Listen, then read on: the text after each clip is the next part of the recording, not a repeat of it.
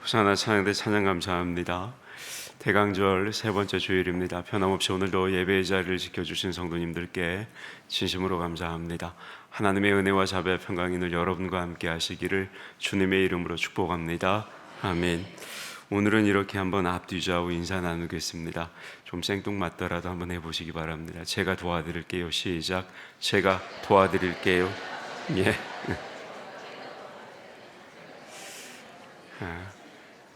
말씀을 들으면 이 인사가 어떤 의미인지를 아실 겁니다. 여러분 흔히 사용하는 말 중에 병은 자랑해야 한다, 이제 이런 말이 있습니다. 무슨 뜻일까요? 자기의 연약한 모습을 드러내야 다른 사람들로부터 도움을 받을 수 있다, 이 뜻입니다. 맞습니다. 만약에 자기의 약한 것을 숨기려고 하면 도움을 받기가 어렵습니다. 우선은 남들이 몰라서도 도와주지를 못하지만 혹시 알게 되더라도 그 사람이 숨기려고 하는 것이기 때문에 아는 척하며 도와주려고 나서기가 난처해지는 겁니다. 자, 그러면 도움을 받기가 어렵겠죠. 그런데 우리의 신앙생활도 이와 비슷합니다. 우리의 어려움을 남에게 알려야 도움을 잘 받게 되는 겁니다. 우리가 신앙생활 중에 받는 도움은 물론 모두가 다 하나님으로부터 오는 것이지만 그것이 나타나는 모습은 크게 두 가지입니다. 하나는 하나님께서 직접 도와주시는 것이고 다른 하나는 사람을 통해 도와주시는 겁니다. 사람을 통해 도움이 오는 것도 누구를 통해 오느냐에 따라 이제 여러 가지지만 오늘은 교회와 교우들을 통해서 오는 것만 좀 주로 생각해 보겠습니다. 자, 여러분, 하나님께서 교회를 세우신 것은 우리가 혼자 힘으로는 훌륭한 신앙생활을 할 수가 없기 때문입니다. 그래서 교회를 이루게 하시고 사람들이 교회를 통해 서로를 도와가며 신앙생활을 하게 하신 겁니다. 그래서 이렇게 교회를 이루어 신앙생활을 하면 두 가지 유익이 있습니다. 하나는 서로 도와주기 때문에 성도 한 사람 한 사람이 쉽게 넘어지지 않고 믿음을 지켜낼 수 있다는 것이고, 다른 하나는 서로 힘을 모아서 이제는 더 큰 일을 할 수가 있다는 겁니다. 따라서 이렇게 교회 안에서의 신앙생활을 통해 우리가 다른 성도의 도움을 받으려면 영적으로나 육적으로나 자기의 약한 것을 알려야 하는 겁니다. 그래야 다른 성도들이 알고 위에서 기도도 해주시고 때로는 직접적으로 도움을 줄 수가 있는 겁니다. 그런데 우리에게는 부끄러운 모습이 많아요. 그 부끄러운 모습이 우리 안에 많기 때문에 우리의 그 연약한 모습들을 다른 성도들에게 알린다는 것이 쉽지는 않습니다.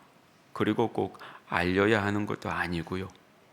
심지어 목회자에게도 꼭 알려야 하는 것은 아닙니다. 신앙생활은 무엇보다 나와 하나님과의 관계이기 때문입니다. 신앙생활의 어려움을 남에게 알리면 도움을 받을 수가 있어 좋지만 반면에 알리는 것이 부담이 될 수도 있기 때문에 알리고 싶지 않으면 알리지 않아도 괜찮습니다. 사람에게는. 그러나 여러분, 그것을 반드시 알려야 할 분이 계십니다. 다름 아니라 우리 믿음의 대상이신 하나님 아버지십니다. 사람에게는 알리지 않더라도 우리가 믿는 하나님에게는 우리의 어려움을 알려야 하는 겁니다. 그런데 여러분, 하나님께 알려야 된다? 이 말이 좀 이상하지 않으세요? 우리가 알려드리지 않으면 하나님이 과연 모르실까요? 아시죠? 그러면 왜 알려야 하는 겁니까?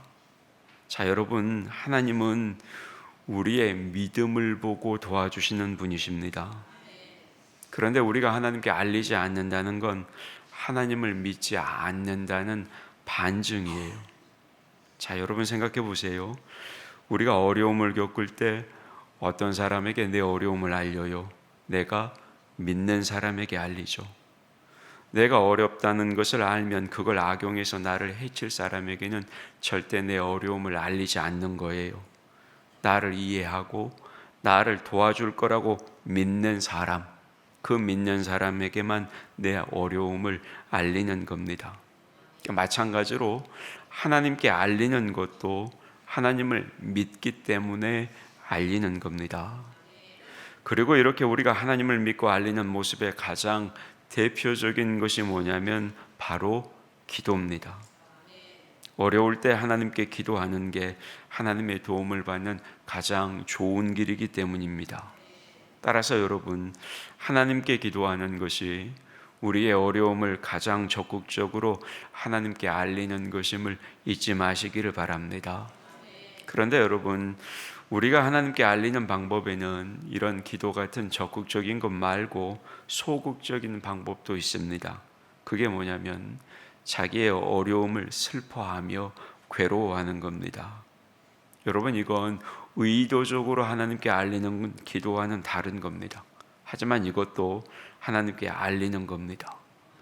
우리가 어려움 속에서 괴로워하는 것은 여러분, 이미 우리가 도움을 필요로 하고 있다는 사실, 그걸 고백하는 것이기 때문입니다. 그리고 이렇게 도움을 찾는 사람을 하나님은 긍휼히 여겨주시고 도와주시는 겁니다.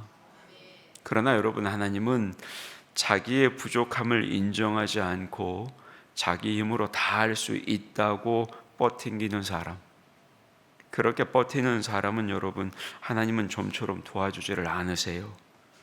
물론 하나님은 자유롭게 당신의 뜻을 이루어 가시기 때문에 그런 사람도 도우실 때가 가끔 있습니다. 그러나 그런 사람을 도우셔도 교만한 모습 그대로를 두고는 돕지 않으세요. 먼저는 그 사람의 그 교만을 낮추셔서 자신에게 도움이 필요하다는 것을 깨닫게 하신 후에 하나님이 그 사람을 도우십니다. 성경에 나오는 가장 좋은 예로서 사도 바울을 들 수가 있습니다. 하나님은 이 바울이 자기의 부족함을 깨닫고 괴로워할 때가 아니라 언제 찾아가세요? 자신만만할 때, 의기양양할 때 바울을 찾아가셨습니다. 그러나 이때 바울에게 힘을 주어 그 일을 잘하게 하신 것이 아니죠. 오히려 바울을 치시고 자기의 부족함을 깨닫게 하셨습니다. 바울은 주님을 만난 후에 그동안 자기가 잘하는 줄 알고 한 짓이 오히려 주님을 거역한 것임을 그제서야 깨닫게 됩니다. 또한 눈이 멀어 앞을 볼 수가 없게 되었고 음식도 먹지 못하고 괴로워하는 그런 상황에 놓이게 되죠. 주님께서 바울을 낮추셨어요. 그 교만을 낮추시고 나서 자신의 부족함을 깨닫고 괴로워할 때, 그때 비로소 주님이 바울에게 은혜를 베푸셨습니다. 따라서 여러분, 우리의 신앙생활에 없어서는 안 될 모습이 바로 주님 앞에 우리의 연약함을 알리는 겁니다.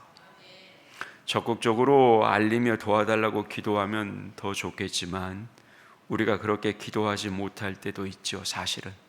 그리고 사실 우리에게 그만한 믿음도 없을 때가 있습니다. 그러다 보니 그냥 괴로워하고 답답해하며 슬퍼하기만 할 때도 있죠. 그러나 여러분, 그런 모습도 하나님께 알리는 것이고, 그럴 때도 하나님께서는 우리를 불쌍히 보시고 우리를 도와주시는 겁니다. 여러분, 우리가 믿는 하나님은 이렇게 우리가 괴로워할 때 사랑을 베푸시는 분이십니다. 그런데 여기에는 두 가지 모습이 있습니다. 하나는 불신자를 돌보시는 모습이고, 다른 하나는 신자, 다름 아닌 여기 앉아있는 우리처럼 성도를 돌보시는 모습입니다. 여러분, 하나님은 불신자라고 해서 전혀 그들을 돌보시지 않는 게 아니에요. 하나님이 누구십니까? 온 세상의 주관자이시자 주인이십니다. 따라서 여러분, 하나님은 불신자의 세계도 다스리시는 겁니다. 하나님은 정의의 법칙으로 세상을 다스리시는 분이시기 때문에 필요할 때는 불신자들 중에서 특별히 악한 자들을 벌하시고 그들에게서 고통당하는 자들을 건져주시기도 하시는 겁니다. 그래서 여러분, 우리가 사는 이 세상이 한없이 악해지지만 않고 그나마 이렇게 유지가 되는 겁니다. 그러나 신자들, 특별히 하나님의 자녀라고 고백하는 성도들은 하나님께서 특별히 보살피십니다. 왜 그럴까요? 내 자식이니까. 하나님도 하나님의 자식만큼은 특별히 보살피시는 법입니다. 그리고 하나님께서 자녀된 우리를 돌보실 때는 단순히 세상을 다스리시는 그런 정의의 법칙만 가지고 다스리시는 것이 아니에요. 그때는 자녀에 대한 따뜻한 보살핌으로 돌보시는 겁니다. 그래서 하나님의 자녀된 우리가 아파하고 괴로워하는 것을 하나님은 그냥 두고만 보지 않으시는 거예요. 우리가 기도하지 못해도 우리의 울음소리와 우리의 아픔과 우리의 애통함과 우리의 눈물을 보시고 하나님이 우리를 도우시는 겁니다. 여러분 생각해 보세요. 이제 막 난 갓난아기가 배가 고프면 어때요? 엄마 나 배고파요 이렇게 말하면서 우나요? 아니잖아요. 그냥 울어 제끼는 거죠. 그러면 어때요? 엄마는 아기의 그 울음소리를 듣고 배가 고픈지 배가 아픈지 아니면 기저귀를 갈아야 하는지 그걸 아는 겁니다. 그래서 아기에 맞는 조치를 취하는 거죠. 무슨 말이에요? 어디가 어떻게 안 좋은지 아픈지 어려운지 논리적으로 말하지 않아도 그렇게 울기만 해도 여러분 엄마는 최선을 다해서 자신의 아기를 돌보는 겁니다. 하물며 육신의 엄마가 자기 자녀에 대해서 이렇게 한다면 우리가 믿는 하나님 아버지 그분은 우리에게 어떻게 하시겠냐 이거예요.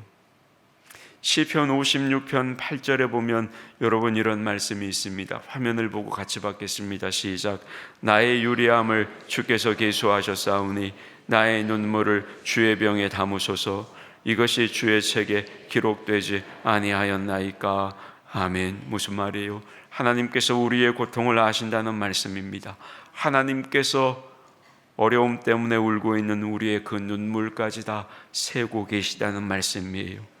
우리의 울음소리에 항상 귀를 기울이시고 우리가 아파하며 한숨을 내쉴 때도 우리의 그 한숨까지도 다 알고 계시는 분이 하나님이시라는 것입니다. 아울러 하나님은 그저 아는 것만으로 그치지 않으신다는 거예요. 하나님의 전능하신 능력으로 하나님의 자녀된 우리를 도와주신다 이 말씀입니다. 그러면 여러분 하나님의 자녀된 우리가 하나님의 그런 모습을 가장 잘 알 수 있는 방법이 뭐가 되겠습니까? 하나님은 우리 눈에 안 보이시잖아요. 그런데 어떻게 그 하나님의 모습을 우리가 확인할 수 있냐고요? 뭘 보면 확인할 수 있는 거예요? 예수님을 보면 확인할 수가 있는 겁니다. 그리고 오늘 본문에서 예수님이 보여주신 모습이 다름 아니라 하나님의 그런 사랑을 베푸시는 모습이라는 거예요. 하루는 예수님께서 당신을 따르는 수많은 사람들과 함께 나인이라 불리는 성으로 들어가시다가 그 성에서 나오는 장례 행렬을 만나십니다. 죽은 사람이 누구냐? 그 성에 사는 과부의 젊은 외아들이었습니다. 당연히 과부는 심히 슬퍼하며 울고 있었겠죠. 예수님은 울고 있는 그 과부에게 다가가 말씀하십니다. 울지 말아라. 그리고 죽은 아들이 누워있는 그 관에 손을 대십니다. 이 일로 당연히 장례 행렬이 멈춰섰겠고 그러자 예수님은 관 속에 죽어 누워있는 청년에게 명령하십니다. 일어나라. 그리고 결국 그 죽은 청년이 살아났고 예수님은 그 청년을 과부에게 돌려주십니다. 오늘 본문의 내용입니다. 그러면 여러분 보세요. 예수님께서 왜 이 과부의 아들을 살려주셨습니까? 과부가 아들을 살려달라고 강구해서 살려주신 겁니까? 아니에요. 과부가 예수님을 메시아로 믿어서 살려주신 겁니까? 그렇지 않아요. 그저 여러분이 과부는 슬픔 속에서 울고 있었을 뿐입니다. 자기의 유일한 의지처였던 아들이 죽었기에 과부는 그저 큰 슬픔 속에서 울고 있었을 뿐이에요. 따라서 과부의 그런 모습을 보면 어때요? 누구나 이 여인에게 도움이 필요하겠구나 이 사실을 알 수가 있는 겁니다. 예수님도 그 모습을 보고 과부를 불쌍히 여기셔서 그 과부의 아들을 살려주신 겁니다. 그것뿐이에요. 다른 이유가 없어요. 예수님을 찾아서도 아닙니다. 예수님을 믿어서도가 아닙니다. 아무 이유가 없어요. 그저 울고 있었을 뿐입니다. 여러분, 예수님은 여기서 우리에게 두 가지 모습을 보여주십니다. 하나는 따뜻한 사랑의 모습이고 다른 하나는 위대한 능력의 모습입니다. 여러분, 여기에서 주님이 보여주신 사랑은 자기에게는 아무런 도움이 되지 않는 보잘것없는 사람을 사랑하는 모습입니다. 여러분, 사람들이 대부분 어때요?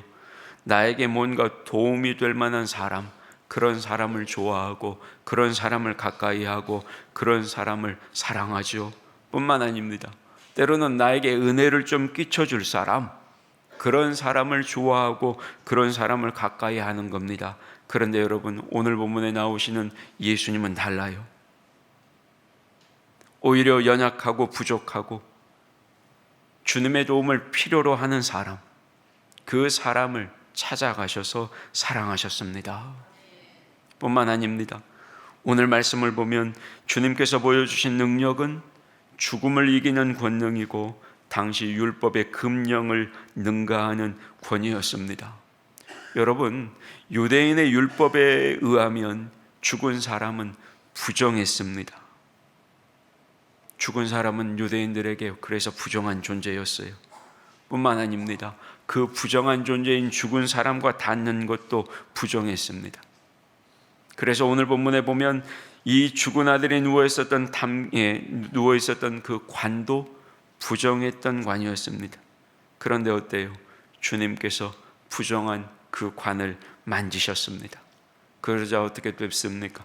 죽은 아들이 살아났습니다. 무슨 말이에요? 주님께서 부정한 것을 정하게 만드셨다는 겁니다. 따라서 죽은 사람은 부정하다는 율법의 정죄가 무의미해진 겁니다. 그리고 죽은 사람에게 명령하시니 그가 살아났다는 겁니다. 다시 말해 주님의 능력으로 사람을 가르던 죽음의 권세가 여지없이 무너져 버린 겁니다. 아무도 그 주님의 권능을 막지 못하는 겁니다. 그러니까 죽음까지 이기시고 율법의 금령까지 깨시는 주님의 권세라는 거죠. 주님은 이렇게 놀라운 사랑과 놀라운 권능을 가지고 사랑의 모습을 보여주신 겁니다. 무슨 말이에요, 여러분? 다름 아니라 하나님께서 예수님을 통해 확인할 수 있는 하나님의 모습이 다름 아니라 이런 모습이라는 거예요. 하나님께서도 여기 앉아있는 우리를 이렇게 사랑하신다는 겁니다. 우리의 눈물을 보시고 우리가 내쉬는 한숨 소리를 들으시고 우리를 찾아오셔서 이런 놀라운 권능으로 도와주시는 겁니다. 그것이 그래서 어떤 어려움이어도 상관이 없습니다. 그저 주님께서 당신의 자녀들을 이렇게 돌보신다는 겁니다. 따라서 여러분, 어려운 일이 생기면 뭐 해야 되는 거예요? 기도해야 하는 겁니다. 그보다 더 좋은 건 없습니다. 그러나 혹시 기도하지 못하더라도 하나님은 우리의 고통을 지켜보고 계신다는 사실, 여러분 그걸 잊지 마시기를 바랍니다.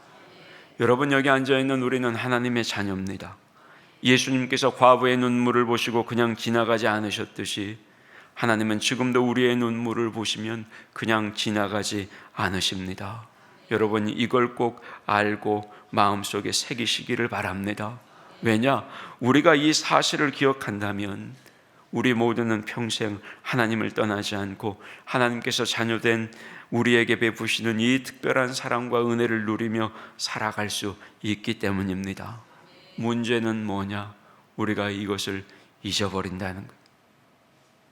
어렵고 힘들 때는 도와달라고 하면서도 막상 하나님의 은혜 가운데 그 일이 풀리면, 시간이 지나가면 잊어버려요. 내 힘으로 되는 줄, 내 능력으로 되는 줄, 그렇게 다시 교만해진다 이 말이죠. 여러분 기억하세요. 내 힘으로 되는 건 아무것도 없습니다. 하나님이 사랑을 베푸셔서, 하나님이 은혜를 베푸셔서 그 모든 어려움들이 해결되는 겁니다. 그런데 여러분, 이렇게 따지면 오늘 설교 제목이 좀 잘못됐다고 생각하지 않으세요? 지금까지 제가 말씀드린 걸 요약해 보면 설교 제목이 울지 말 것이 아니라 오히려 울어야 하는 거 아닙니까? 왜요? 울어야 하나님이 아실 거 아니냐고요. 그래서 사실은 설교 제목을 우십시오 이렇게 생각했다가 반대로 울지 마세요 이렇게 제목을 고쳤어요. 두 가지 이유 때문입니다. 하나는 울지 말라고 위로해 주시는 하나님의 모습을 깨닫기 위해서고, 다른 하나는 우리가 하나님의 은혜를 입고 우리도 우리 주님처럼 이웃에게 울지 말라는 위로를 해주는 그런 그리스도인이 되어주자, 이런 의미에서입니다. 여러분 생각해 보세요.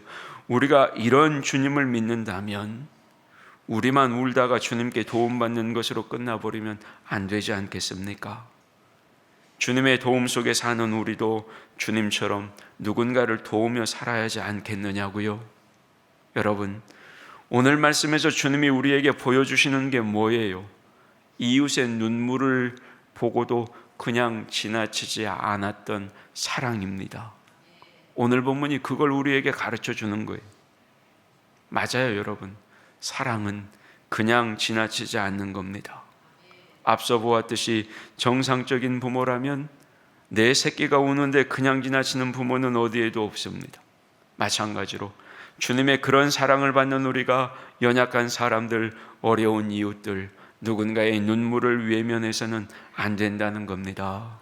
여러분, 주님으로부터 우리가 배운 사랑은 연약하고 어렵고 아파하는 누군가를 외면하는 그런 사랑이 아니에요. 그런 사랑에 내 눈이 가야 하고, 그런 사람에게 내 귀가 가야 하고, 그런 사람에게 내 마음이 가야 하는 사랑임을 기억하시기를 바랍니다. 특히나 여러분, 우리는 이 사랑을 먼저는 교회 생활 안에서 먼저 배워야 하는 겁니다. 교회 생활을 하면서 서로를 도와야 한다는 거예요. 여러분, 주님께서 이 땅에서 하신 사역이 어떤 것들이 있어요? 복음을 전하고 하나님 나라에 대해서 가르치고 약한 것들을 고쳐주신 사역이었습니다. 그런데 우리가 사는 지금 이 시대에는 주님께서 하셨던 그 사역을 누가 해요? 누구를 통해 주님의 그 사역이 이루어지냐고요?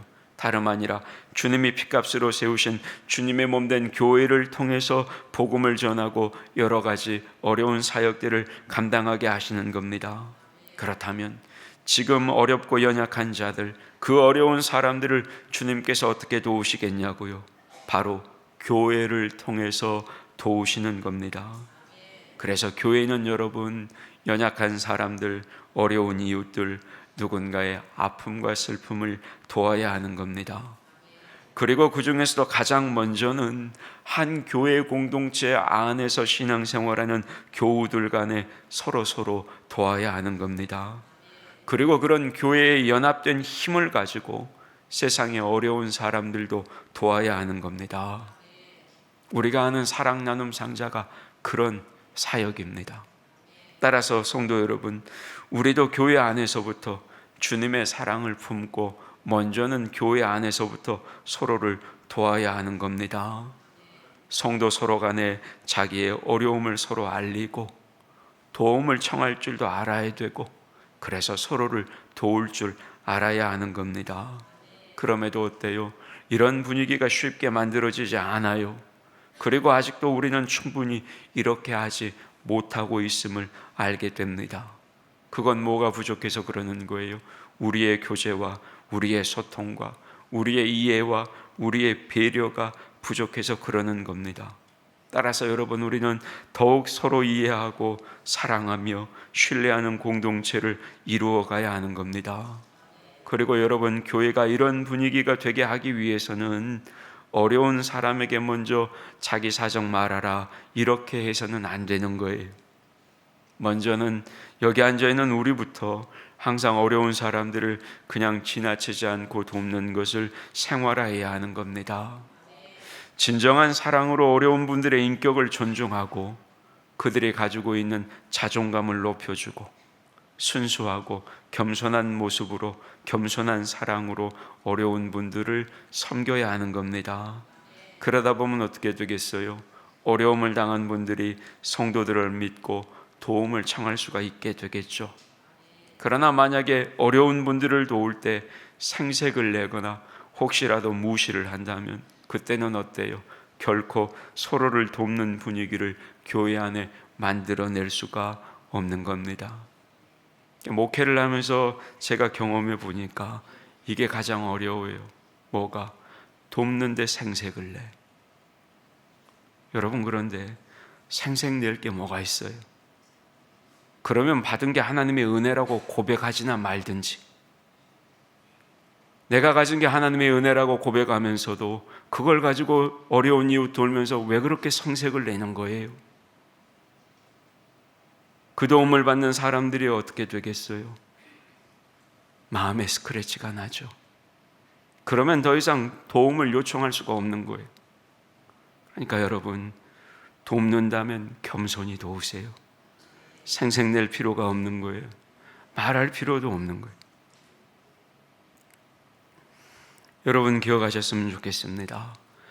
여기 앉아있는 우리는 그저 다 연약한 사람들이에요. 누구라도 불시에 어려움을 당할 수 있는 사람들입니다. 따라서 여러분, 우리가 늘 슬픔과 어려움을 당한 성도들을 그저 오직 사랑과 겸손한 마음을 가지고 도울 수 있기를 바랍니다. 그래서 우리 중에 누구든지 어려울 때 편안하게 교우들의 도움을 받을 수 있는 그런 건강한 교회를 이루어낼 수 있기를 바랍니다. 우리 나주교회가 그런 건강한 교회가 되기를 축복합니다. 여러분, 이렇게 우리가 우는 사람의 눈물을 지나치지 않고 그 어려운 사람을 돕는 것, 여러분 이건 정말로 중요한 일이에요. 그런데 그거 아세요? 이렇게 어려운 사람들의 눈물을 지나치지 않고 돕는 것이 세상에 정의를 세우는 것보다 훨씬 더 중요한 일이라는 사실을 아시냐고요? 우리는 세상에 정의 세우는 일이 훨씬 더 중요하다고 생각하죠. 그러나 그렇지 않아요. 여러분, 오늘 본문 말씀 다음에 이상한 사건이 하나가 나와요. 그게 뭐냐? 세례 요한이 예수님을 메시아인지 정말로 의심하는 내용이 나옵니다. 세례 요한은 예수님에 대한 소문을 듣게 돼요. 오늘 본문에 나오는 이 사건의 소문도 세례 요한이 듣게 됩니다. 예수님이 우는 과부의 눈물을 닦아주시고 외아들을 살려주셨다는 이 소문을 듣는단 말이에요. 그런데 이런 예수님을 두고 세례 요한이 예수님을 메시아인지 의심하는 거죠. 왜 그랬을까요? 그것은 세례 요한이 생각했던 메시아의 모습과 달랐기 때문입니다. 세례 요한이 생각했던 메시아의 모습은 어떤 모습이에요? 메시아가 세상에 오면 세상의 악을 제거하고 정의를 세우고 의인에게 상을 주고 속박에 있었던 이스라엘을 회복시킬 거라고 생각했습니다. 그런데 메시아라고 알고 있는 저 예수님의 모습이 그런 모습과 전혀 달랐던 거죠. 그래서 세례 요한의 제자들이 예수님께 와서 당신이 진정 우리가 그렇게 기다리던 메시아가 맞냐고 물어봅니다. 그러자 그 질문에 대해서 예수님께서 뭐라고 답하세요? 내가 무엇을 하는지 너희가 보고 들은 대로 가서 세례 요한에게 말하라, 이렇게 답변하십니다. 다름 아니라 예수님께서 지금 행하고 계시는 일, 우는 자, 연약한 자, 어려운 자, 누군가의 눈물을 외면하지 않고 그들을 돌봐주는 것, 그것이 다름 아니라 여러분 메시아의 일이라는 대답이었습니다.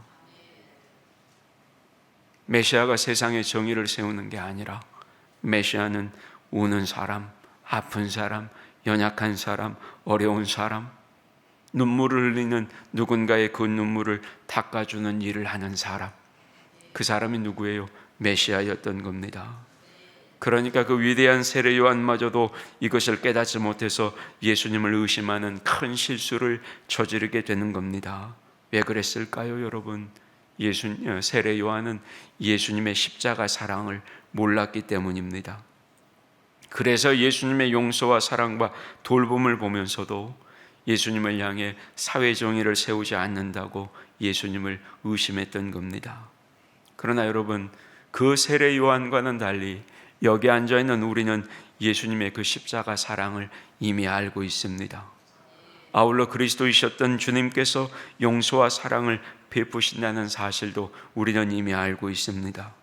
따라서 여러분, 우리가 예수님께 배워야 할 모습은 다름 아니라 이런 모습을 배워야 하는 겁니다.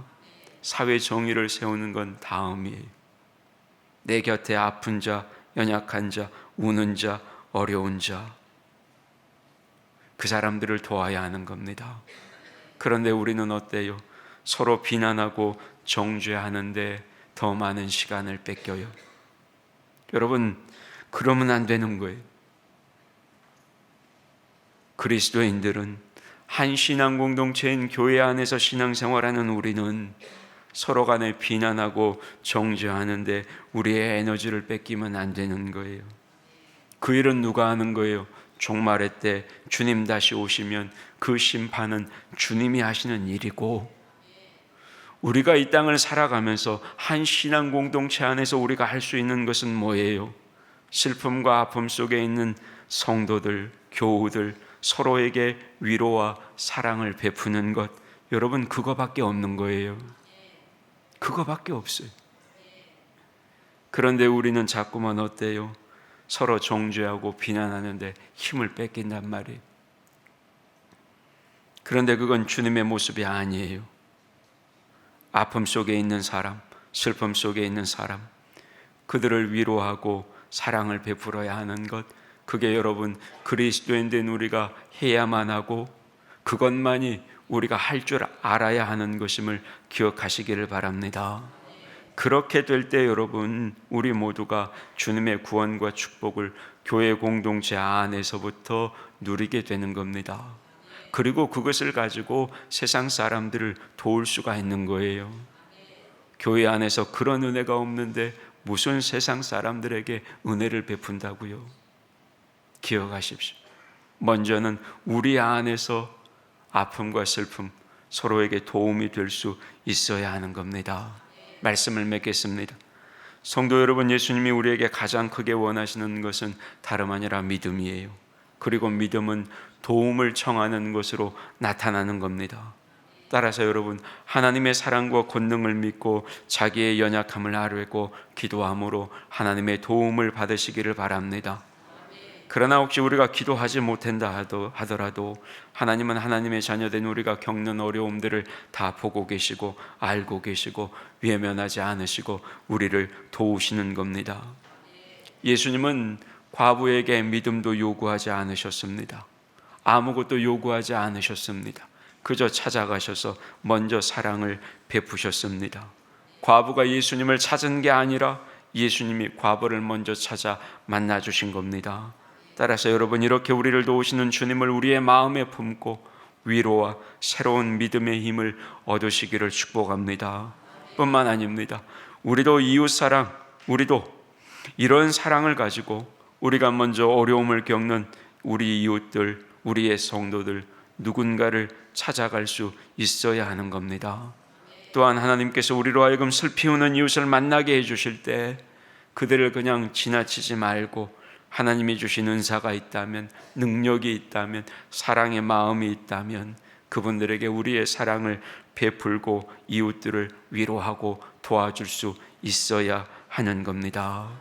여러분, 이게 우리가 지금 보내고 있는 대강절의 또 다른 의미입니다. 주님은 이것을 위해 이 땅에 오셨어요. 기억하시고 아픔을 당하고 우는 자들, 그들에게 내가 도와드릴게요. 내가 도움이 됐으면 좋겠습니다. 그런 사랑의 손을 내밀 수 있는 우리 나주교회 성도들이 되시길 주님의 이름으로 축복합니다. 아멘. 하나님, 언제나 우리의 아픔에 먼저 어려움에 손 내미시고 우리를 도와주시니 감사합니다. 기도할 수도 없는 상황이지만, 그저 눈물밖에 흘릴 수 없는 상황이지만 그럼에도 우리의 눈물을 아시고 그 마음을 헤아리시고 우리의 눈물을 닦으시고 우리의 아픔을 만져주시니 감사합니다. 하나님, 우리가 주님의 이런 사랑과 은혜를 덧입고 살아가는 존재임을 잊지 않게 하시고 그 사랑에 감사하며 우리 역시 누군가의 아픔을 위로하고 어려움을 나누며 삶의 무게를 함께 짊어지는 성도요 그리스도인이요 나주교회 교인들이 되게 하여 주시옵소서. 우리의 눈물을 보시며 울지 말라 말씀하시는 예수님의 이름으로 기도하옵나이다. 아멘.